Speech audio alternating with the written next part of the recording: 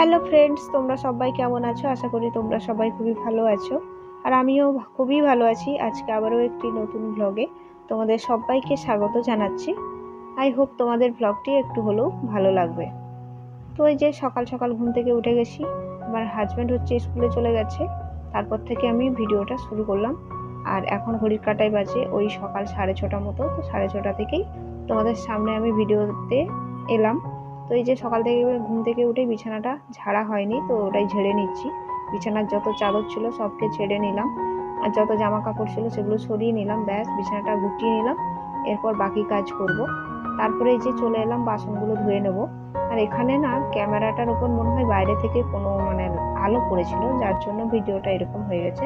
তো তোমরা একটু মানিয়ে নিও। আমি ভাবছিলাম প্রথমে যে এই পার্টটা দেবো না, তারপরে ভাবলাম না, যেহেতু ভিডিওটা করেছি তাই আমি তোমাদের সামনে এটাই দেব।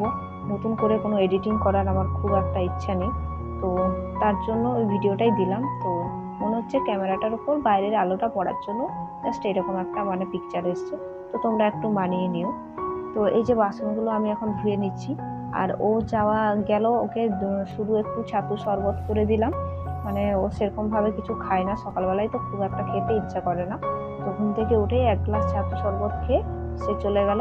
আর আমি এই যে তারপরে আমিও ব্রাশ ট্রাশ করে একটু ছাতু শরবত খেয়ে নিয়েছি। তারপরে যে ঘরটরগুলো গুছিয়ে আর বাসনগুলো ধুয়ে নিচ্ছি। আর ভাবছি কি বলতো, রান্নাটাও তাড়াতাড়ি করে নেব। তাহলে আজকে রোদটা বেরিয়েছে, মনে হচ্ছে গরমটা ভালোই থাকবে। তো তার জন্য ভাবলাম যে গরমটা বেরোনোর আগেই আমাকে তাড়াতাড়ি করে রান্নাটা করতে হবে। 10টার মধ্যে যদি রান্নাটা করে নিই তাহলে এখানে গরমটা খুব একটা লাগে না। আর রোদ হয়ে গেলে কিন্তু এই জায়গাটা যেহেতু টিনের চাল, খুব গরম লাগবে। তো ওইদিকে ভাতটা বসিয়ে দিয়েছিলাম, তারপরে এই যে তরকারি করতে চলে এলাম। তো ভাতটা হওয়ার পর কিন্তু তারপরে আমি ভিডিওতে এলাম। ভাতটা আমি ঢেলে দিয়েছি। আর এদিকে পটল আলু তরকারি করছি। পটল আলুটা খুব সুন্দর ছোট ছোট করে কেটে বেশ সুন্দর লাল লাল করে ভেজে নিয়েছি। তারপর যখন খুব সুন্দর ভাজা হয়ে গেছে, সেখানে একটু মশলা অ্যাড করলাম। আর মশলায় ছিল সর্ষে বাটা, একটু পেঁয়াজ আর একটা লঙ্কা বাটা। ব্যাস এগুলো দিয়ে একটু মশলাটা খুব সুন্দর করে কষিয়ে নেব। তারপরে একটু পরিমাণ মতো জল দিয়ে দেবো, যাতে আলুটা সেদ্ধ হয়ে যায় আর একটু মাখা মাখা হয়ে যায়। আর তারপরে একটু পরিমাণ মতো লবণ দিয়ে দিলাম। ব্যাস আমার হয়ে গেল। আর কি কি রান্না করব সেটা দেখো। সেটা হচ্ছে আমের টক থাকবে, আর এদিকে ঢ্যাঁড়স আর করলা ভাজা। একটা ভাজি, একটা তরকারি আর একটা টক। ব্যাস এটা আজকের আমার রেসিপি। আর তোমাদের যদি ভালো লাগে অবশ্যই কমেন্ট করো। তো এদিকে দেখো তরকারিটা মাখা মাখা হয়ে গেছে, আমার কিন্তু কমপ্লিট হয়ে গেল। তো ওটা আমি নামিয়ে নেবো, এরপরে আমি ভাজিটা বসাবো। তো এই তরকারিটা কিন্তু খেতে খুব ভালো লাগে। এটা ঝোল খুব একটা ভালো লাগে না, টেস্ট লাগে না, মাখা মাখা করলেই ভালো লাগে।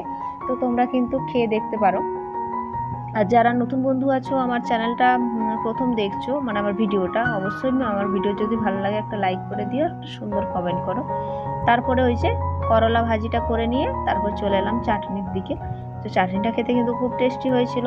আর কার কার চাটনি খেতে ভালো লাগে অবশ্যই কমেন্টে জানিও। আর আজকে সকাল থেকে আমি ব্লগটা কিন্তু এতদূর পর্যন্তই রাখলাম। তো আমার এই সকাল 6টা থেকে 10টা পর্যন্ত ব্লগটা তোমাদের কার কার ভালো লাগলো অবশ্যই লাইক করো আর কমেন্টে জানিও। তো আজকে